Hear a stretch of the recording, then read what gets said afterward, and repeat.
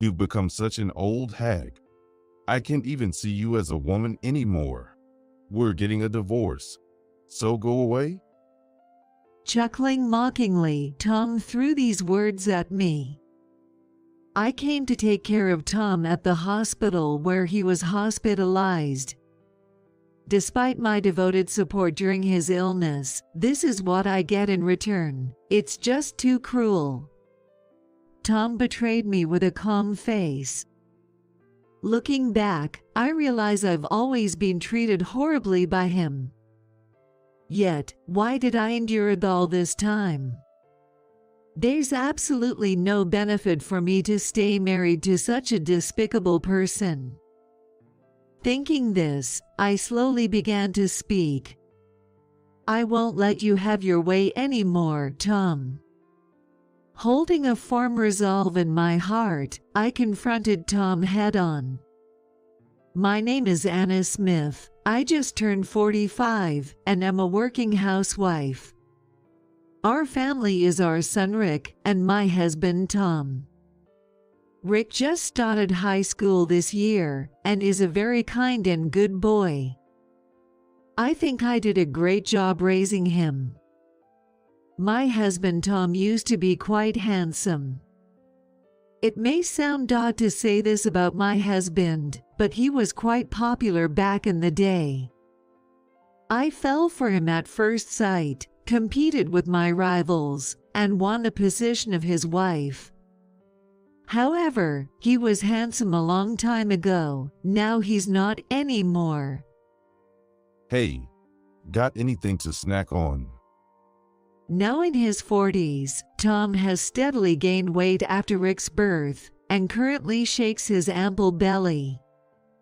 His weight gain has a particular reason. It was Tom's affair. While I was busy with Rick's child care, Tom, feeling lonely, had an affair. His affair partner was a food lover, and as a result of accompanying her, he gained a significant amount of weight in a short period. "I'm divorcing you." "Wait, please. Give me another chance." After discovering the affair, I intended to divorce Tom. However, he did not want to part from Rick, who had just been born, and vowed never to cheat again. For my part, I felt sorry for Rick to be without a father, so I backed down from divorce. Since then, Tom hasn't cheated, but his overweight figure remains. He promised to diet when we were rebuilding our marriage, but he has yet to fulfill that promise. I've resigned myself to the fact that he will likely remain this shape for life. Whether Tom is fat or thin doesn't really matter to me.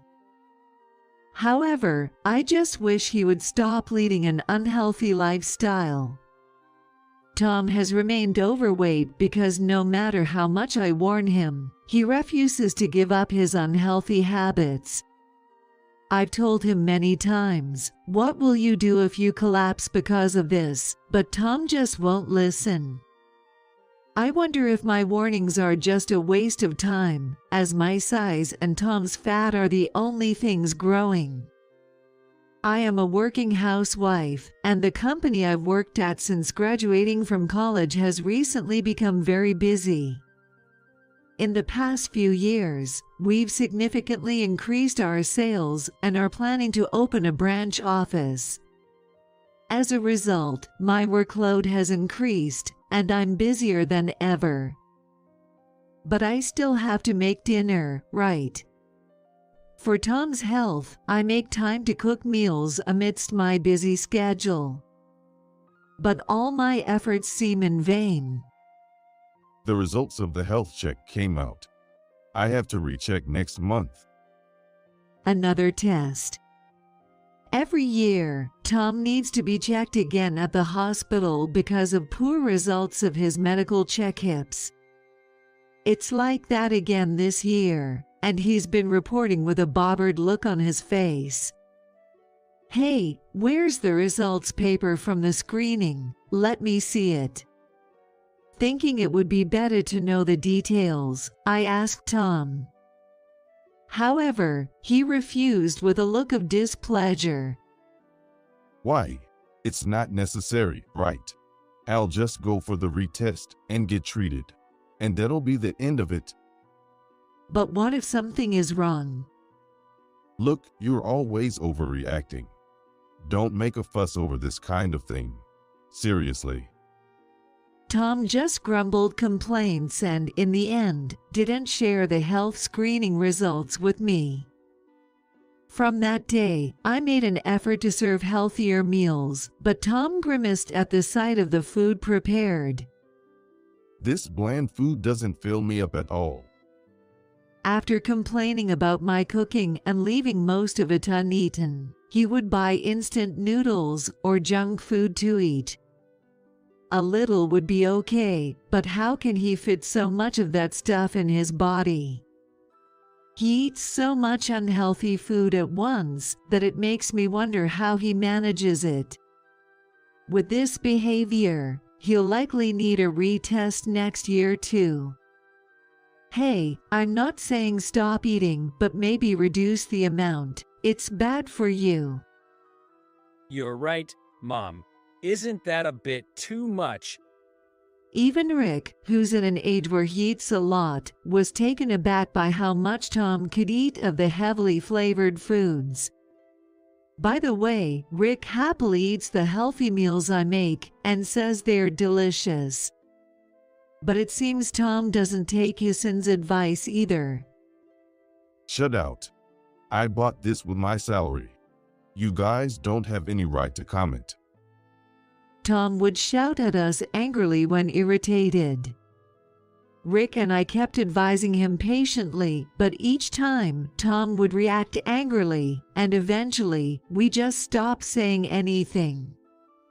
One day, while continuing such a lifestyle, my husband was rushed to the hospital. I got a sudden call from Tom's workplace that he had collapsed. Although I was at work, I rushed to the hospital where Tom was taken. According to the doctor, Tom had suffered a heart attack and needed emergency surgery. Still shaken, I signed the consent form. The surgery was successful. Tom was saved. I breathed a sigh of relief, but I suspected his heart attack was probably caused by his unhealthy lifestyle. Even the doctor mentioned that he was a bit overweight. It was all Tom's own doing. I hope he would reflect a little and change his ways going forward, but it seems I was too optimistic. Hey, could you buy me some sweet juice? And I'd like some potato chips too. I'm sick of the hospital meals. As soon as he regained consciousness and felt better, Tom tried to have me buy him snacks. I refused Tom's request with a sense of disbelief. That's impossible. Do you realize that your heart attack was caused by your unhealthy lifestyle? You need to change that. However, Tom lashed out at me in anger. I'm a patient, you know, saying such horrible things. You're the worst. Even after that, Tom continued to order me around, demanding I do this and that. He seems to think that because he is sick, it's natural for me to obey him. I could fulfill some of his requests, but I could not agree to anything food-related. Yet, when I refused, Tom would fly into a rage. Sometimes, he even threw things at me. Though I grew increasingly disheartened, Tom, who continued his hospital stay, successfully underwent a forced diet and was in a great mood. Being hospitalized isn't so bad, he would say carelessly, not knowing the trouble he caused, while looking in the mirror.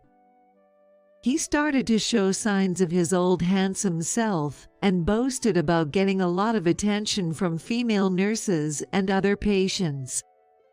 I'm tired. In addition to work and housework, I was also burdened with taking care of Tom, making my days overwhelmingly busy. At night, finally taking a break, I sat in the living room chair and let out an involuntary sigh. Hey, Mom, I'll take over the household chores from now on. Then Rick, looking worried, said something like that. That's okay, Rick. You have your club activities after school, don't you? There aren't any matches for a while, and lately, it's mostly just individual practice. Also, it'd be good for me to learn a bit about housework for when I get married, right? I was grateful that Rick offered to help, but I was even more pleased by his reason for wanting to learn housework. Unlike his father, who had always insisted that housework was a woman's job and never really did any himself. Despite growing up with a father like Tom, Rick turned out to be such a good kid. All right, maybe just a little help then. I said so. Rick smiled and nodded in agreement. I thought I could surely overcome anything with Rick around. But life isn't always that sweet. One day, as I was visiting Tom as usual. Whoa. Oh my God. I was shocked to see a nurse with her uniform undone on Tom's bed. The young female nurse screamed briefly, and I stood there astonished. Her name tag read Beth Anderson.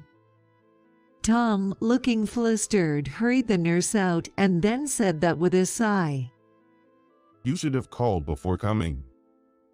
No, I did call, but who was that just now? What were you doing? I asked him a question I already knew the answer to. Tom had sworn to me he would never cheat again after his affair over a decade ago.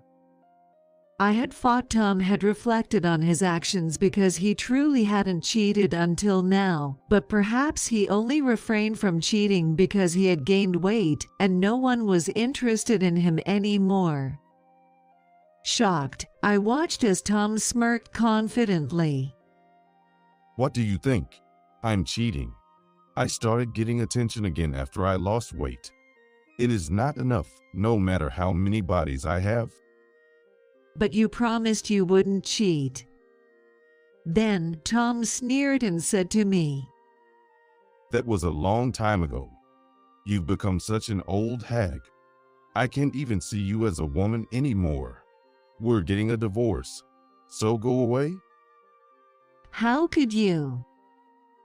Then Tom dropped another bombshell.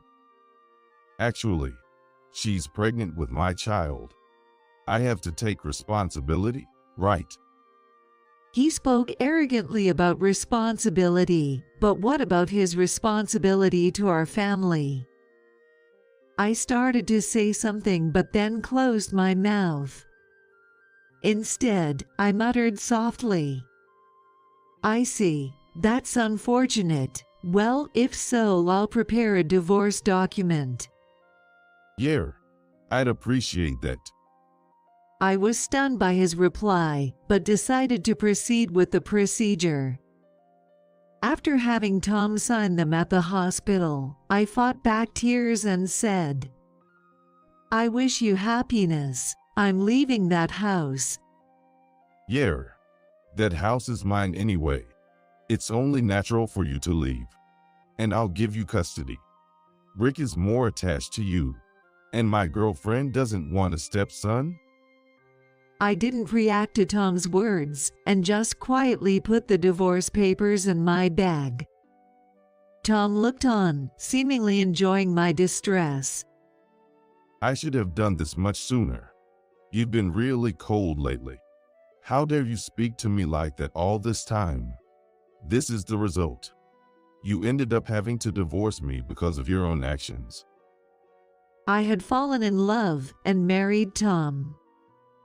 He had always been proud to have me, and that's probably why he felt he could treat me so terribly without consequence. But that was over now. I left Tom's belongings and walked out of the hospital room. A month after divorcing Tom, Rick and I moved out of that house, and now it's just the two of us living together. With all the paperwork settled, Rick and I were finally enjoying a day off with no obligations. Take a break, Mom. I'll make lunch today. Really, thanks. I'm looking forward to it. Rick and I shared a peaceful smile. At that moment, I suddenly received a call from Tom. Hello. I answered the phone, wondering what he could possibly want. This was the first time Tom had called since the divorce. I really didn't want to answer, but I couldn't ignore it in case it was an emergency. Then I heard Tom's distressed voice from the other end of the line. Hey, I was told to pay the rest of the surgery bill. Didn't you pay it? I sighed in exasperation, thinking it was just something like that. I haven't paid it. Why should I? We're divorced. Why should I pay your medical bills? Indeed, I had paid for all of Tom's surgery and hospital expenses. Tom had always found it a hassle to get insurance, so he wasn't covered by any health insurance. That meant I had to pay out of my own pocket. It was a significant amount, but at that time, Tom was still part of my family, and I had no complaints about paying. However, after he brutally betrayed our family and pushed for divorce, at that point, he was no longer part of my family, so there was no need for me to pay. When I told Tom this, he seemed flustered on the phone. You paid that much? The amount on the receipt is huge. Yes, because you were my family. I would naturally pay that much for family, but we're not family anymore. Then Tom raised his voice in panic. You must know that I don't have much money in savings. Of course, I know. You always spend money wastefully.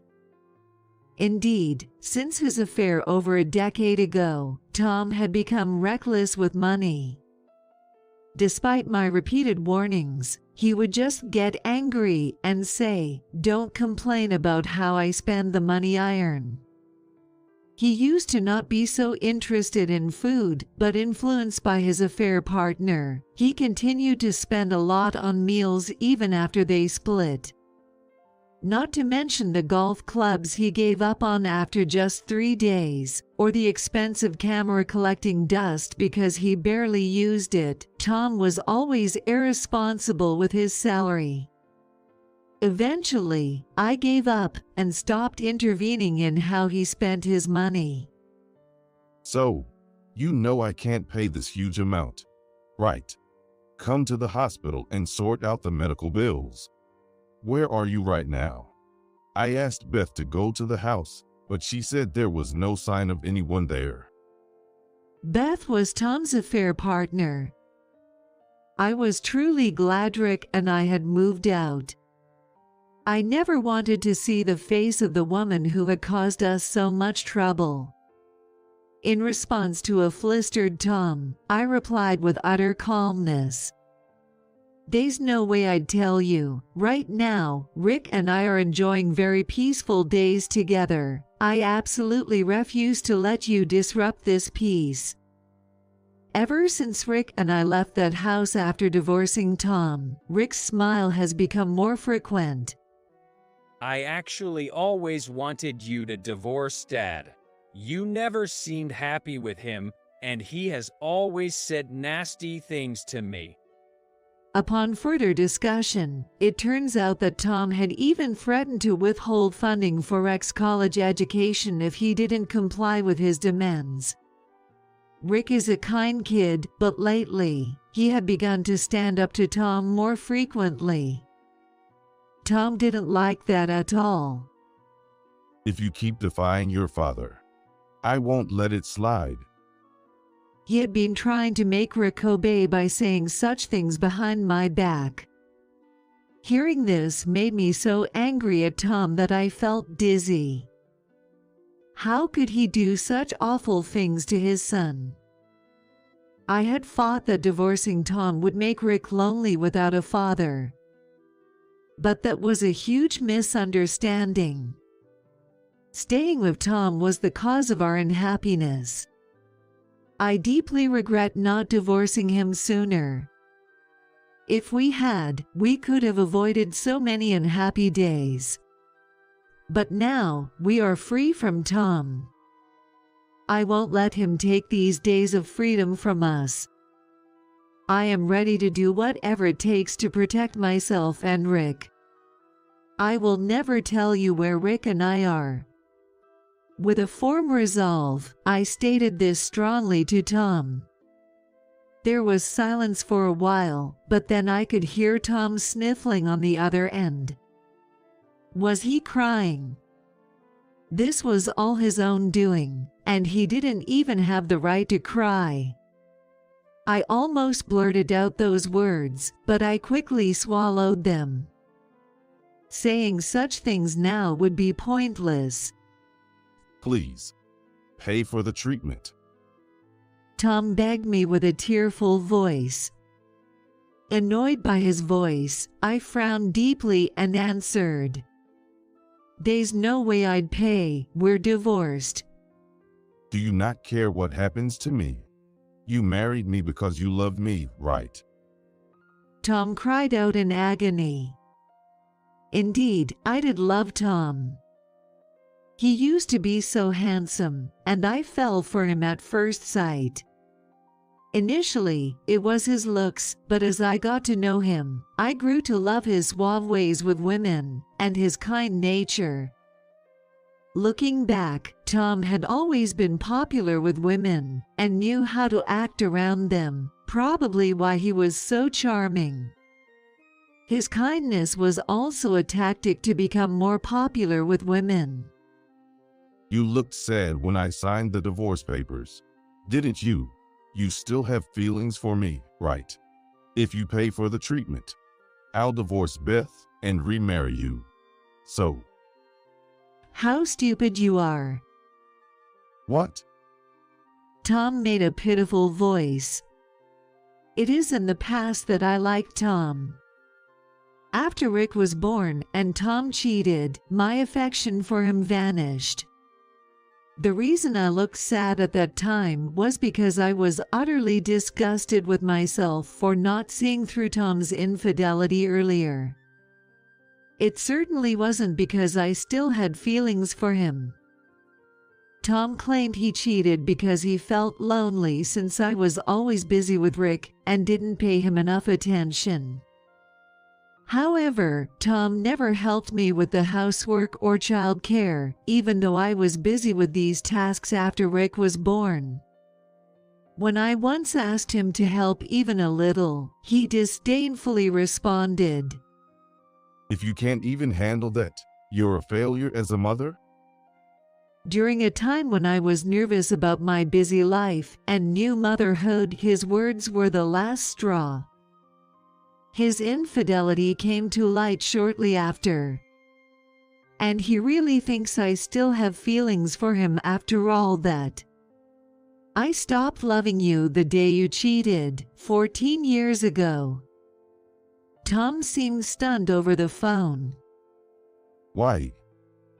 Why, after doing something so terrible, you really don't understand people's feelings.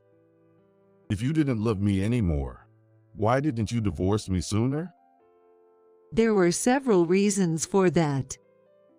Firstly, divorcing with young Rick seemed too risky. Also, I used to think that it was better for Rick to have a father. My affection for Tom has been gone since that affair. We were merely cohabiting as a family, nothing more. Over the years, I developed a familial affection for Tom. Although I couldn't forgive the past, I thought continuing to live together as a family was one option. But then, Tom cheated again right in front of me. Whether Tom falls in love with someone else no longer makes me jealous. I'm angry because he broke his promise. He broke his promise and abandoned his role as Rick's father. I am furious about that. There's no way I could still have feelings for someone like that. Whatever happens to you, it's none of my business. At my response, Tom was at a loss for words. Hey, are you just going to stay silent? I was enjoying my first day off in a long time. I don't want to waste any more time talking to you. I'm hanging up. As I said this, Tom hastily spoke up. Wait. Listen. You can't possibly raise Rick alone, right? He's going to college soon. And you'll need money. You'll struggle without me, won't you? His words were so off the mark that I couldn't help but laugh. What are you laughing at? Tom shouted from the other end of the phone. He truly doesn't understand anything about me. I decided to enlighten him with the truth. I've been earning more than you for quite some time. I don't waste money like you, so I have savings. I'm not struggling financially, so don't worry. Really? That's right, I don't need you. I have educational insurance for Rex college expenses, so there's no need to worry about it. We have no problems even without you. Indeed, I have been valued at the company where I have worked since graduating from college, earning a salary commensurate with my evaluations. I had to take a slightly longer maternity leave, which delayed my promotions compared to others. Despite the challenges, by diligently working hard, I have been promoted to the position of assistant manager. I had told Tom about my promotion, but he believed that as a woman, I wouldn't be earning much. You say that you are busy at work, but you are a woman after all. A man like me is always busier. Don't use work as an excuse to neglect housework. When I got a promotion and became busier at work, there were times when I couldn't cook and we had to order takeout. Those were Tom's words to me then. No matter how much I explained my job or how hard it was, Tom just laughed it off dismissively. The only reason I could endure it was because of my kind son, Rick. It wasn't because of Tom. In fact, Tom was more of a burden to me. I only realized this after the divorce. It might have been Tom's fault we ended up in such a situation, but maybe my own naivety also played a role in worsening things. However, I won't make that mistake again. You hardly gave us any money for living expenses these past few years, right? Didn't you ever wonder how we continued to live as usual? It's obvious because I was the one earning. We have no problems without you. Then Tom muttered in a trembling voice. What about Rick? He must be feeling lonely without a father. What would the parents of his future spouse think if he doesn't have a father? For Rick's future, it's better if I'm around. I couldn't help but hold my head in dismay at his words. Meanwhile, Rick, who had been listening to the conversation, gestured that he wanted to speak on the phone. Are you sure? Yes, I have something I want to say to Dad. I nodded and handed Rick the smartphone. Hello, Dad.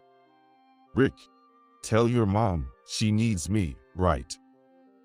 But Rick, without hesitation and in a clear tone, responded. No, not at all. What? To me, Mom is the only my parent I need. Dad and I are just related by blood. I hate that too, but since I can't do anything about it, I just accept it. Also, you mentioned something about a marriage partner. Having a parent like you is actually a disadvantage to me.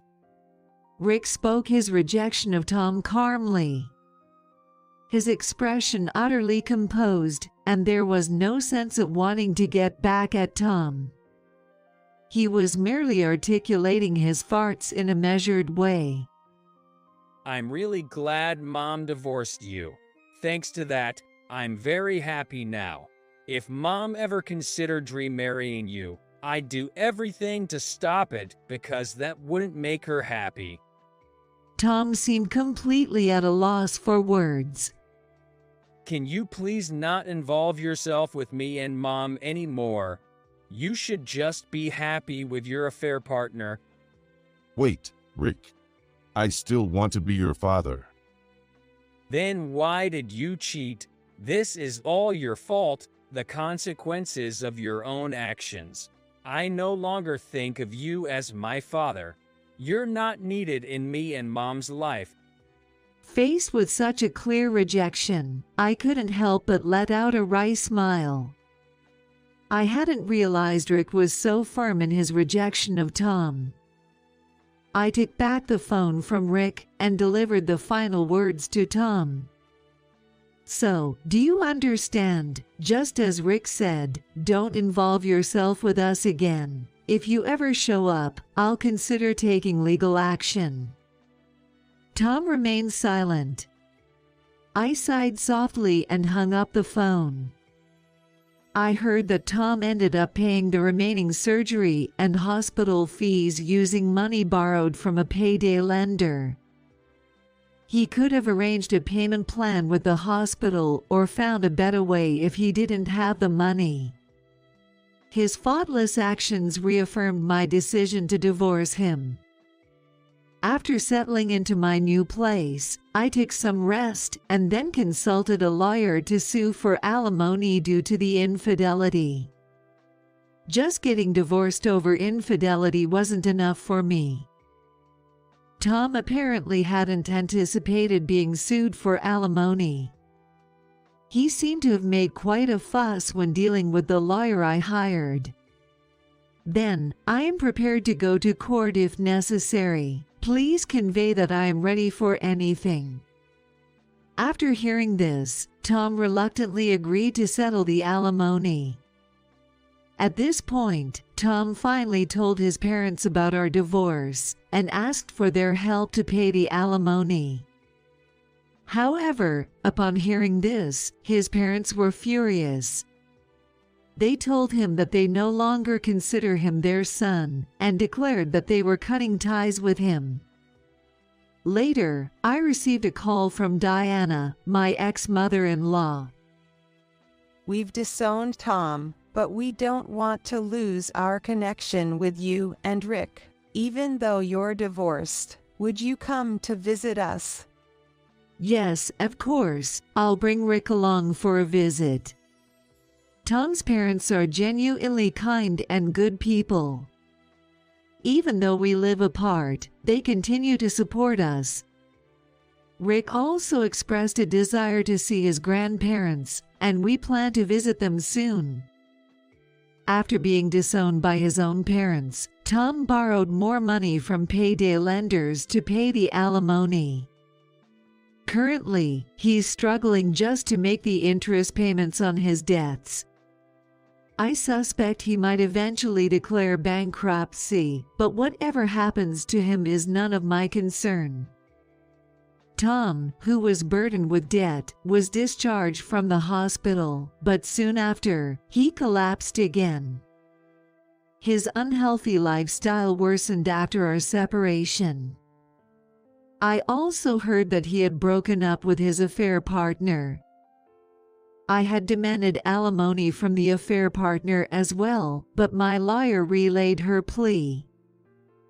She's separated from your ex-husband now and asks to be forgiven for the alimony claim.